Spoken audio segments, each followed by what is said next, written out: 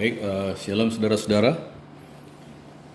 Kita kembali belajar bahagian ketiga dari pelatihan Evangelism Exploration sebagai bahagian daripada kurikulum kita di pemuda dan pemudi.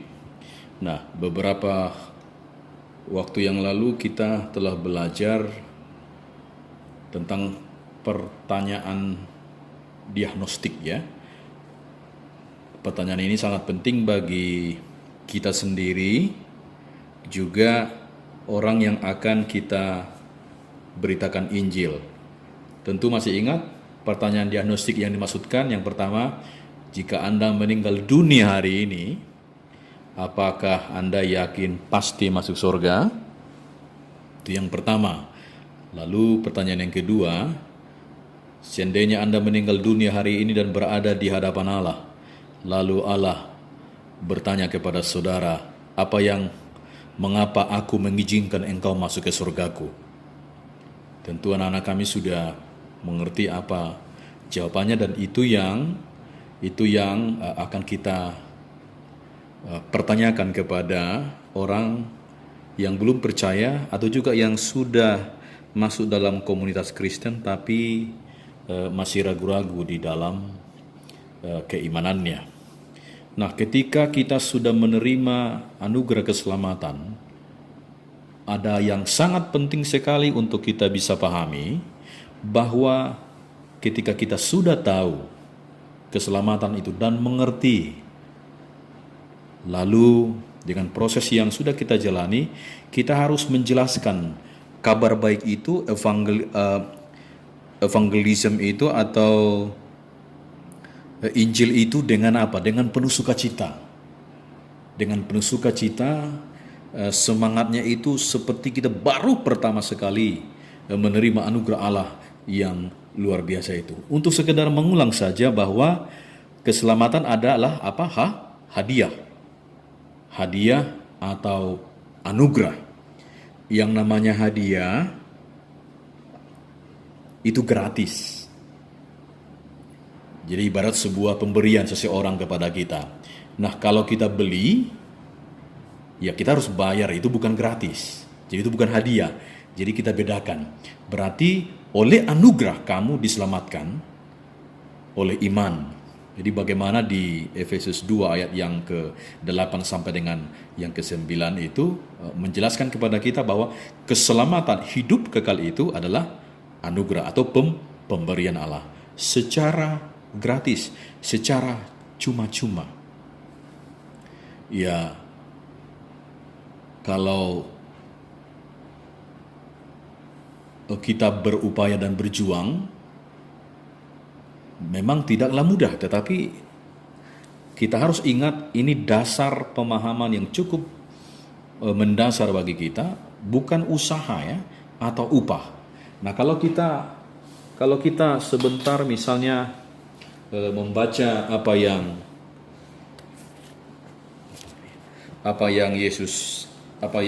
Tuhan sampaikan ya. Akan saya baca dulu dari Efesus pasal yang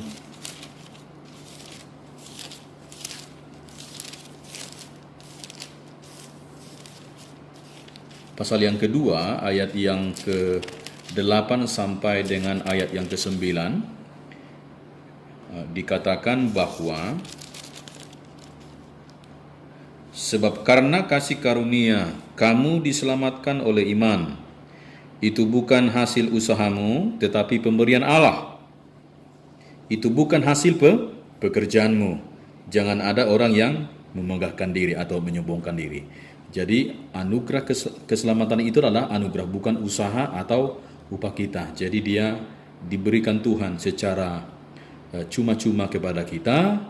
Harusnya kita tidak layak menerimanya, tetapi karena kebaikannya kita menerima daripada anugerah keselamatan itu sendiri.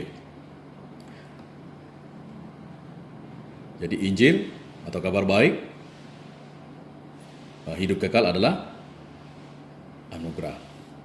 Nah, jadi tetapi begini, ada penting sekali untuk anak-anak kami pedomani bahwa tidak semua manusia beroleh anugerah tadi. Mengapa? Jelas sekali bahwa semua manusia di seluruh dunia berdosa. Apakah dia orang kaya, apakah dia orang miskin, apakah dia pintar, apakah dia bodoh,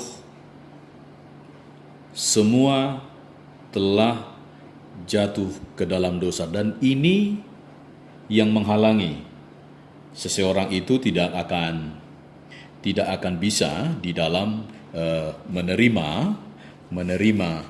anugerah itu. Walaupun keselamatan itu adalah cuma-cuma, tetapi tidak semua orang. Kenapa? Karena ada yang menghalangi. Nah, bahwa Paulus mengatakan kepada jemaat yang ada di Roma pasal 3 ayat yang ke-23, bahwa dikatakan begini, karena semua orang telah berbuat dosa dan telah kehilangan kemuliaan Allah. Semua orang tanpa terkecuali pun telah jatuh ke dalam dosa. Saudara bisa bayangkan begini, wah, saya enggak jahat-jahat amat kok Pak Pendeta. Tuhan, saya enggak begitu jahat. Oke lah, saudara-saudara, mungkin saja kita katakanlah baik, karena kita bukan pembunuh, bukan perampok, bukan koruptor. Tetapi andai kata misalnya kita tergolong orang yang baik, lalu misalnya kita berbuat dosa setiap hari itu katakanlah 3. Jadi kalau satu hari 3, satu minggu berarti 21 dosa. Jadi 20 dosa lah ya. 3 kali 7. Kalau misalnya berarti kalau satu bulan 30 hari kali 3 udah 90 dosa. Kalau misalnya kita merindukan hidup ingin 80 tahun. Saudara bisa bayangkan berarti 30 dosa dikali 80 tahun, ada berapa puluhan ribu dosa. Nah, jadi katakanlah itu orang yang baik menurut kita. Nah, orang yang baik sekalipun jika dihitung berdasarkan standar Allah, sangat banyak dosanya. Standar Allah apa? Kalau kita misalnya membuka Matius 5 ayat yang ke-48, jelas sekali dikatakan di sana bahwa tuntutan Allah itu sempurna adanya. Ya, sebentar kita coba ke slide-nya. Oke, nanti akan kita coba cek itu ya. Nah, jadi orang yang baik sekalipun jika dihitung berdasarkan standar Allah sangat banyak dosanya.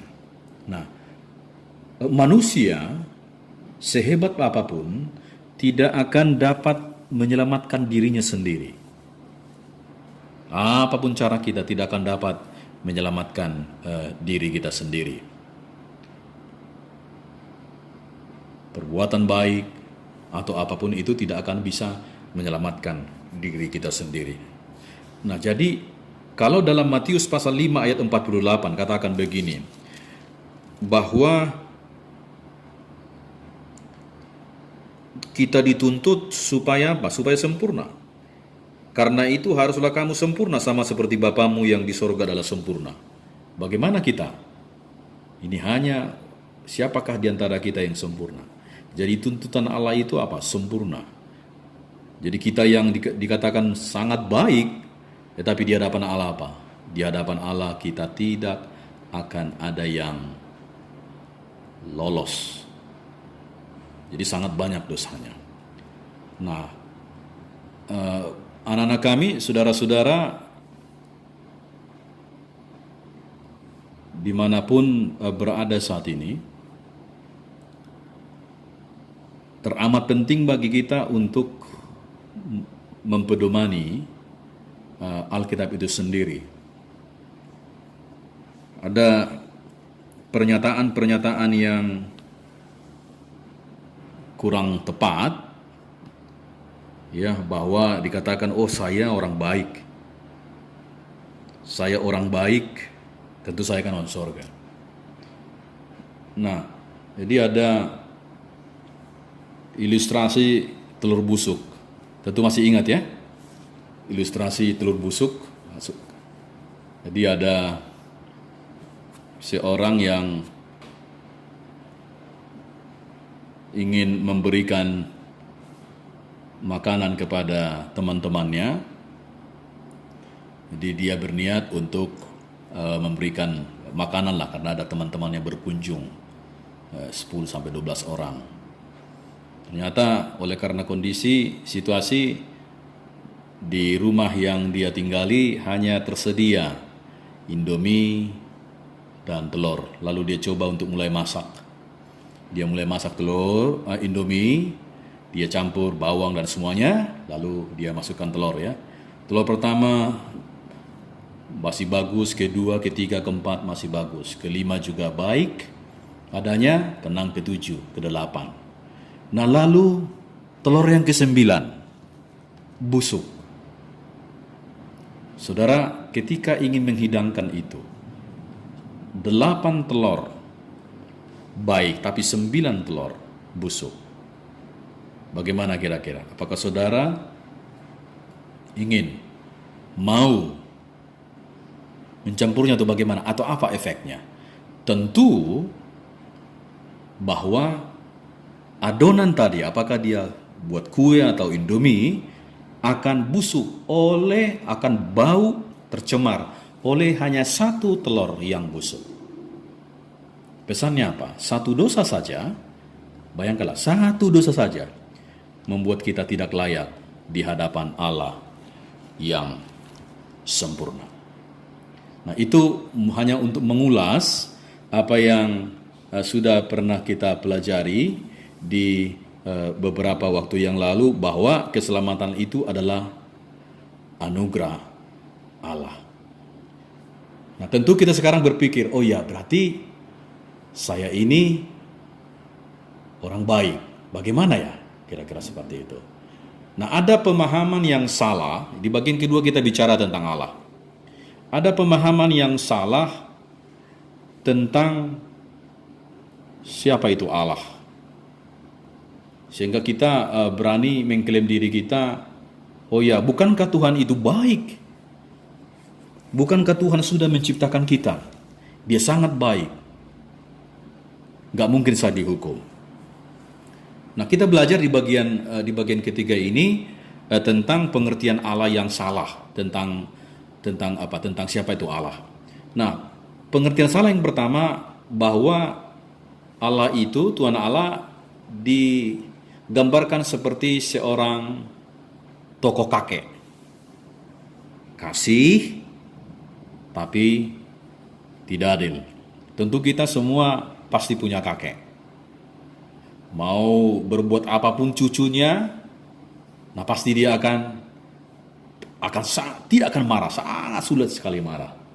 Ya, saudara bisa bayangkan ya di gambar ini. Ya, itulah memang kakek. Jadi kasihnya itu begitu besar, tapi tidak adil. Apalagi kita yang memarahi anak kita karena anak kita salah, tentu kakek akan membela, padahal anak kita salah.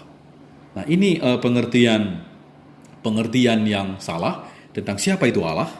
Nanti akan kita hubungkan apa artinya dengan kita. Jadi dia sangat-sangat besar kasihnya, tapi tidak adil. Jadi tidak seimbang kasih dan keadilannya.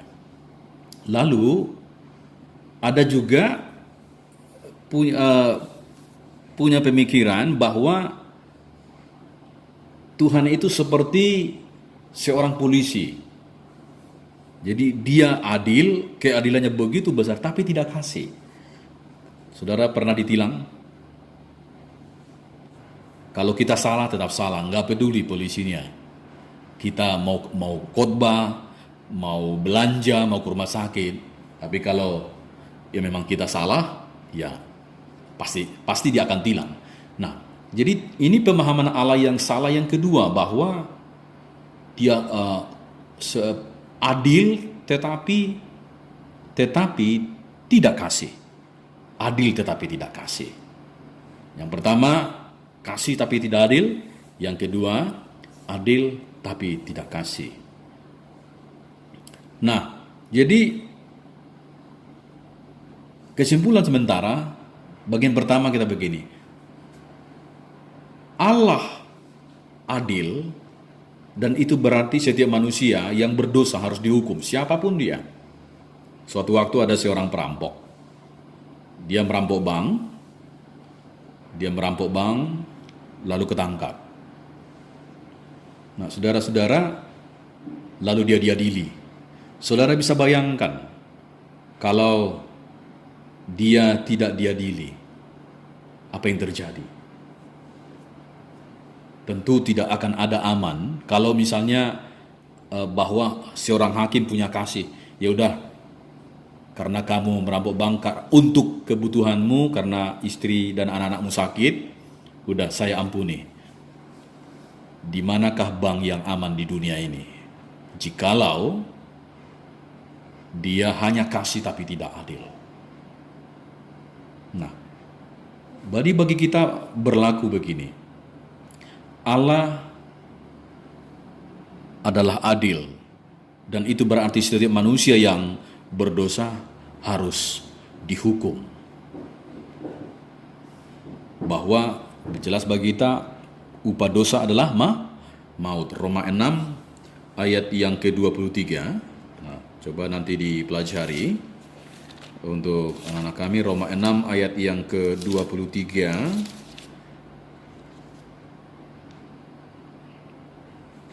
Dikatakan di sana, sebab upah dosa ialah maut. Sebab upah dosa ialah maut. Nah, dari sini kita bisa melihat bahwa ada muncul sebuah dilema. Dilemanya apa? Bagaimana kasih dan keadilan bisa bertemu? Dengan kasih Allah, dia tidak ingin menghukum kita siapapun. Tetapi dengan keadilannya harus menghukum. Orang berdosa harus dihukum. Nah, ada muncul dilema. Bagaimanakah kasih dan keadilan bisa bertemu? Samila ini adalah seorang pimpinan pemberontak ketika zaman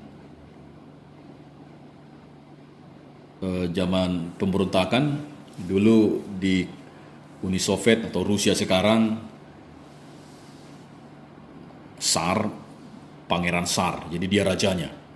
Nah, dia memberontak, Samila ini memberontak, lalu mereka harus berpindah-pindah mengumpulkan gerakan-gerakan revolusioner.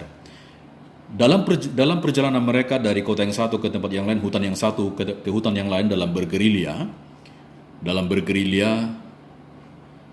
maka ada banyak dibutuhkan makanan minuman. Suatu waktu makanan mereka mulai menipis, karena ingat, makanan dalam peperangan, dalam setiap peperangan itu sangat dibutuhkan.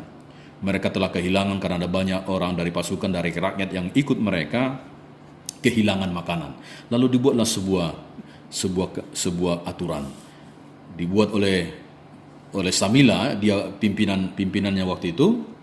Setiap orang yang kedapatan akan dihukum, dan setiap akan dihukum dicambuk sebanyak 50 kali. Lalu peraturan itu berlaku bagi semuanya. Suatu waktu ada seorang prajurit melapor. Dia melapor kepada Samila.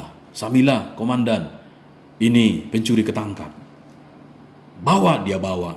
Ketika dibawa, saudara, apa yang terjadi?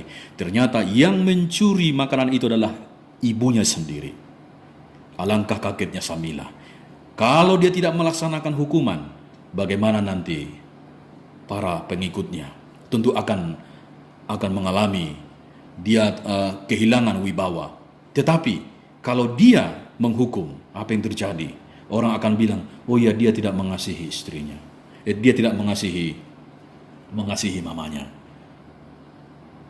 Nah, saudara, muncul dilema, bagaimana kasih dan keadilan daripada seorang anak kepada ibunya. Lalu mamanya tetap dibawa ke ada satu tempat untuk menghukum siapa saja yang dihukum. Akhirnya ketika waktunya mau dicambuk, dilaksanakan hukuman, dia buka baju, langsung dia memeluk mamanya. Dia bilang kepada Algojo, cambuk.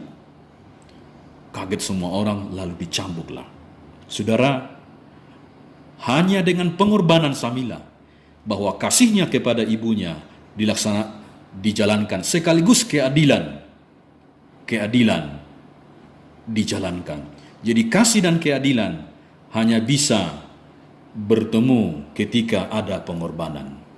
Kasih dan keadilan bisa bertemu ketika ada pengorbanan. Dan Kristus Yesus berkorban bagi kita. Saudara-saudara, pertemuan berikutnya kita akan belajar tentang siapa itu Kristus, apa yang dilakukan Kristus terhadap kita. Tuhan Yesus memberkati kita. Amin. My Jesus knows when I am lonely. He knows each